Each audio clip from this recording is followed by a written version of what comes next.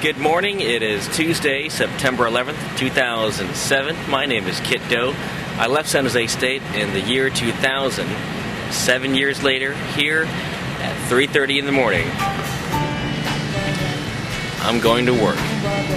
I love my job, seriously. Seriously. Putting on the news at WAGA Fox 5 takes all kinds of characters. It's a 3:34, which for you is a record. In the morning. In the morning. Congratulations for being here on time. Broadcasting 8 hours a day, covering a metro area with 5 million people. No wake-up call today? In the 8th largest TV market in the country. Go Spartans, happy anniversary. Means you have to be a little crazy. What? Breaking news, so we gotta go. And have a lot of fun. Amy's a very important person because she has an office. That's one of my many bosses, executive producer Amy Oates. For my first live report at 5:30 a.m., there's not much going on, so I rehash a crime story from the 10 p.m. show. It doesn't take long after that for news to break. You're going to 806 Athens Street. What's going on? It is Gainesville's Petroleum plant fire. Let's go. This man's name is Gabriel Childers. This is some bull. I've been working side by side every day with Gabe for a year and a half. I see him more than I see my own wife. Together, we've seen some crazy stuff. We've been assaulted, yelled at, met some amazing people, and been to countless bloody crime scenes. On the job, we can read each other's minds. He's a great guy, and he makes my life a lot easier. So begins Mi Vida Loca. Now we drive 50 miles to Gainesville. After talking with Gainesville police about where we can and can't go, we're live 15 minutes after arriving on scene. Let's check in with Kit Doe. Kit's on the scene. What can you tell us there in Hall County, Kit? Well, good morning. The Gainesville Fire Department now, along with other agencies, are busy fighting a fire at a petroleum distributor ship. And joining me now is Gainesville Fire Chief Dick Taylor to tell us what happened. And you're saying that this was, the buildings were burning, but not the actual storage tanks themselves. That's correct. Just the office and warehouse facility, which was about 40 feet by 150 feet. Any injuries involved in this, and what was the danger of the petroleum actually burning itself? Nobody was injured. It looks like the Gainesville Fire Department averted a major disaster. Did my San Jose State training come in handy today? Yes.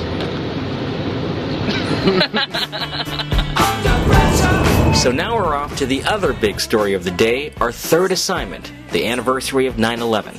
I drove more than 100 miles this morning.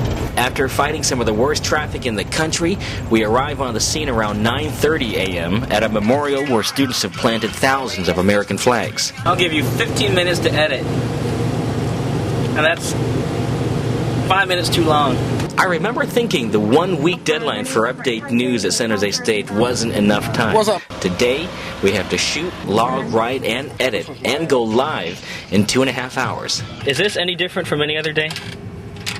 Yes, I have 10 more minutes to edit. It's not the best work we've done, nor is it the worst, but most importantly, we didn't miss our deadline. In Atlanta, a memorial is also underway this hour at Georgia Tech. Fox 5's Kit Doe is on the campus and joins us live. Lisa, thousands of people in the past couple days have been walking by this project, reflecting on the nearly 3,000 flags that have been planted in the ground here.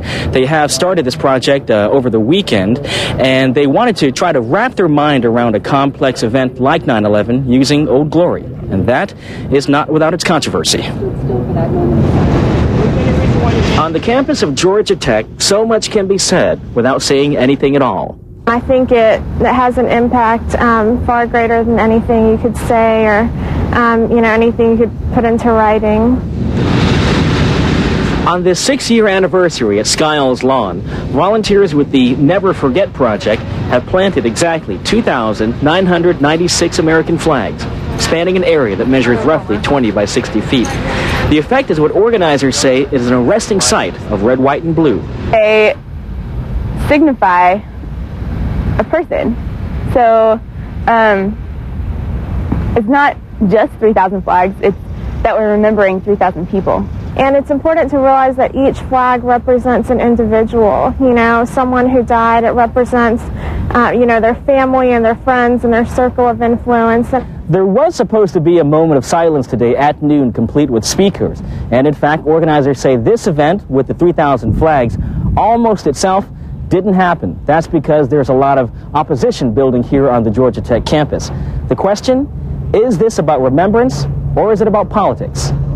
It just kind of concerns me that we're just going to wrap them up in the flag and say goodbye. We need to do a little bit more than that. Graduate student Will Riley says using the American flag for 9/11 does the memory no justice. Maybe they don't want to be remembered by a flag. Maybe they are more complicated people than just an American. Maybe their primary kind of status as a person isn't really an American. We've chosen to represent each life and honor each victim with an American flag because it was America that was attacked. I mean, the goal is not to incite anger towards our enemies or to foster hatred, because that's not what America is about. What America is about is having the freedom to voice your opinion either way. And they will be cleaning up this memorial today at 8 o'clock tonight. We're live at Georgia Tech. Kit Doe, Fox 5 News. All right, Kit, thanks. That's it. And that's it. That's a wrap. So, did San Jose State help me get to where I am today? I would say yes, because it gives you a lot of different skills that you use throughout the day. You get a lot of practical hands-on knowledge. And, you get a lot of theory, a lot of background, a lot of context about the world at San Jose State. So, to all of you who are still trying to graduate, get your job, and to anybody who may be thinking about going to San Jose State, it's a worthwhile investment, and I hope that you guys have as much success as I have had. So, good luck.